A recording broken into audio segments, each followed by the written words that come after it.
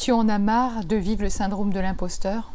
Allez, on va voir 5 clés pour se débarrasser enfin de ce syndrome.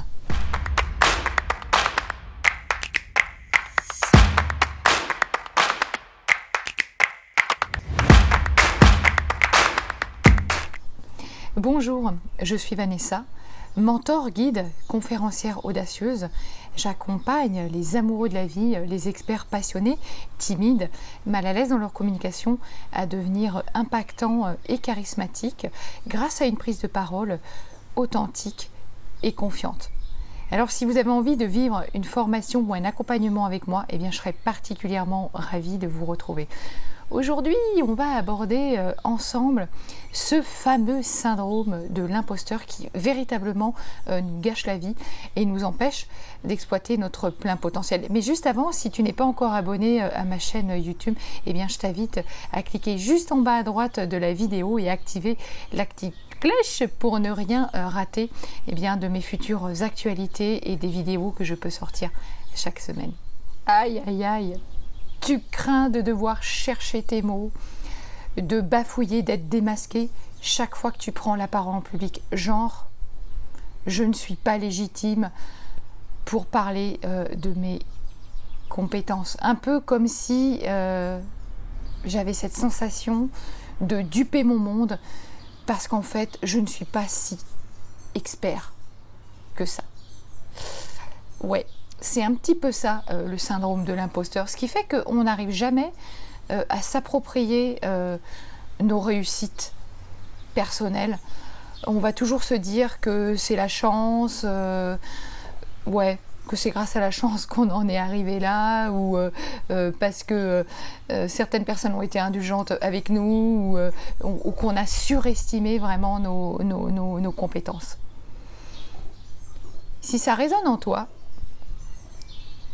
eh bien, je te félicite. Bravo.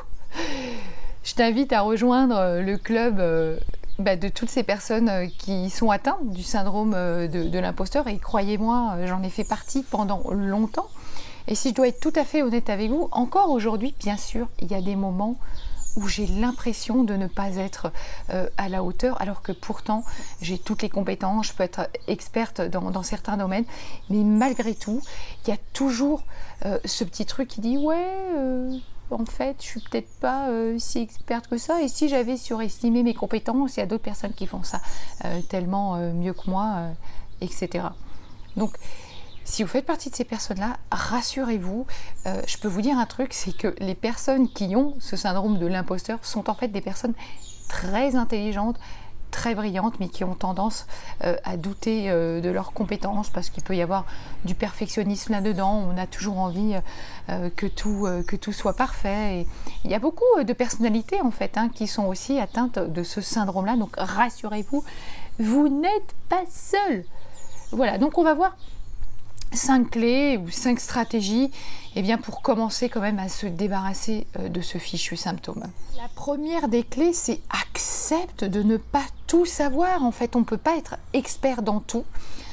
Donc, pas la peine de penser que tu vas tromper ton monde parce que tu ne sais pas répondre à tout. Au contraire, moi je pense que c'est même une preuve de grand courage que d'avouer qu'on ne sait pas en fait et de savoir quelles sont nos limites et de plutôt se concentrer sur les connaissances qu'on a, sur ce qu'on peut avoir à délivrer.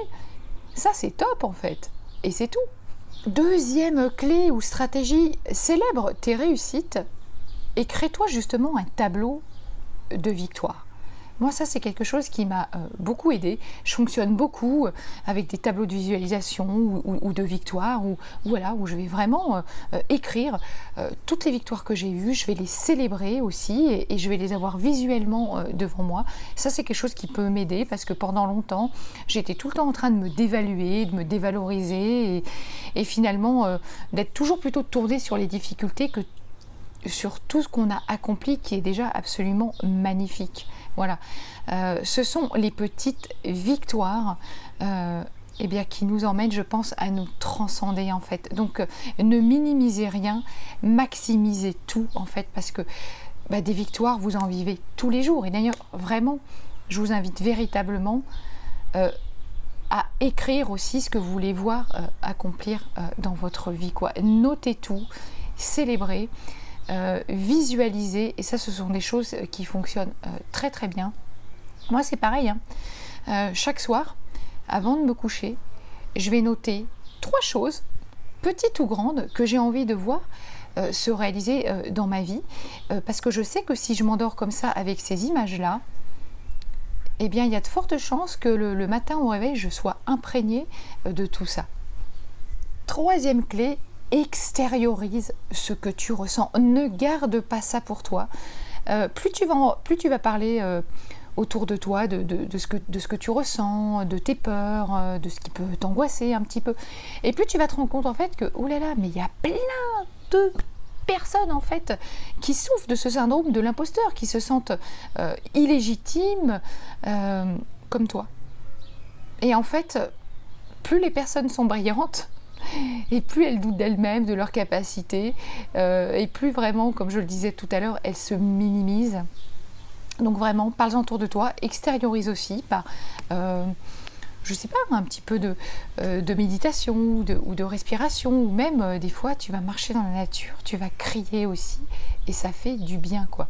D'ailleurs, moi j'ai créé la méthode CRI. Contribue, rayonne, impacte. 4e stratégie, nourris ton cerveau de pensées positives. Enrichis-le. Recadre tes pensées. Voilà, chaque fois que voilà, tu sens qu'il y a la petite voix pas sympa, désagréable qui vient à l'intérieur de toi pour te dire des trucs désagréables, pour te rabaisser, etc.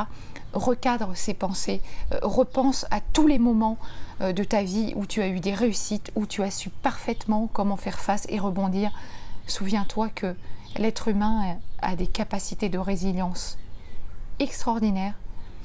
Et que plus tu vas t'amuser, et voilà comme un jeu, à switcher tes pensées. Voilà.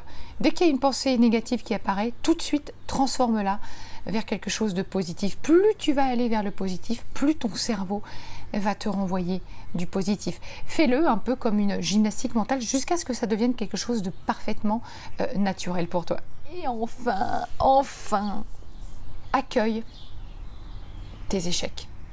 Chaque fois que tu vis un échec, c'est un enseignement, c'est un cadeau que la vie te fait, peut-être pour te montrer qu'il y a d'autres façons de faire et que la prochaine fois, en t'y prenant de façon différente, tu réussiras beaucoup mieux. L'échec est aussi fait pour te challenger, un petit peu pour te tester, hein, pour aller te permettre d'expérimenter et surtout de te dire que voilà, l'échec, ça fait partie de la vie, je dis. Hein. Moi, je suis tombée 1 fois, 2 fois, 10 fois, mais je relève à chaque fois et je fais les choses de façon différente. Voilà, comme on dit, hein, le véritable échec, c'est de laisser tomber. Alors, s'il vous plaît, persévérez.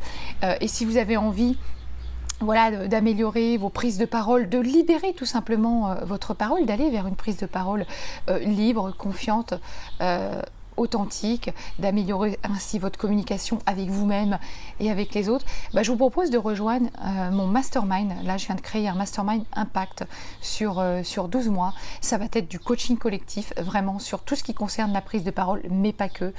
Tout ce qui va autour, hein, bien communiquer avec soi, avec les autres, faire des vidéos impactantes, apprendre à créer sa conférence signature, comment justement dépasser toutes nos peurs, que ce soit la peur du regard de l'autre, le syndrome de l'imposteur, toutes ces choses-là qui en fait nous empêchent de faire rayonner notre propre lumière. Bien, je vous invite à me rejoindre sur ce mastermind. Vous aurez toutes les informations sous cette vidéo et la possibilité de prendre une session de coaching impact de 30 minutes avec moi. Pour en savoir plus, et tout simplement pour faire le point aussi sur votre situation et là où vous en êtes dans votre vie. À très vite. Je vous dis à bientôt. Si vous avez aimé la vidéo, un petit pouce vers le haut, likez-la, partagez-la et surtout écrivez-moi des commentaires. Dites-moi ce que vous en pensez. J'aime beaucoup quand on peut partager ensemble. À très bientôt.